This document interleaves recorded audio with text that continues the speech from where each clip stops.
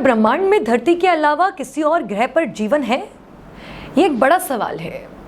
वैज्ञानिक सालों से इस सवाल का जवाब भी तलाश रहे हैं, जिसमें उन्हें अभी तक सफलता नहीं मिली।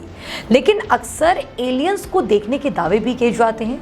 अब अमेरिकी अंतरिक्ष एजेंसी नासा ने एलियंस को खोजने के लिए एक बड़ी तैयारी की है।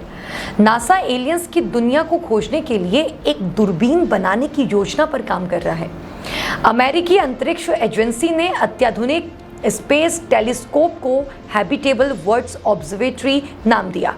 नासा की तरफ से इसके लिए ज़रूरी तकनीक बनाने की शुरुआत भी कर दी गई है।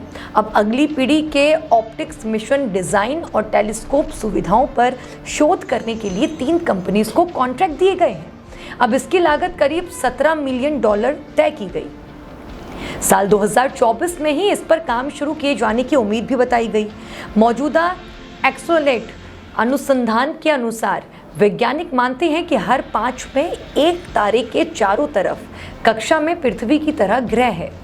एक रिपोर्ट के मुताबिक हैबिटेबल वर्ल्ड्स ऑब्जर्वेटरी एक मिशन है जिसके तहत एक बड़े अंतरिक्ष दूरबीन को लॉन्च किया जाएगा। इसका सूर्य जैसे सितारों के आसपास धरती जैसे ग्रहों की तस्वीरें लेना मुख्य उद्देश्य होगा। यह जीवन की खोज के रासायनिक संकेतों की तलाश के लिए ग्रहों के वातावरण पर शोध करेगा, यानी कि रिसर्च करेगा। नासा का यह मिशन अपने शुरुआती चरण में है और ब्रह्मांड में जीवन की खोज का पूरा आधार कुछ हद तक हमारे जैसे जीवन पर ही निर्भर करता है।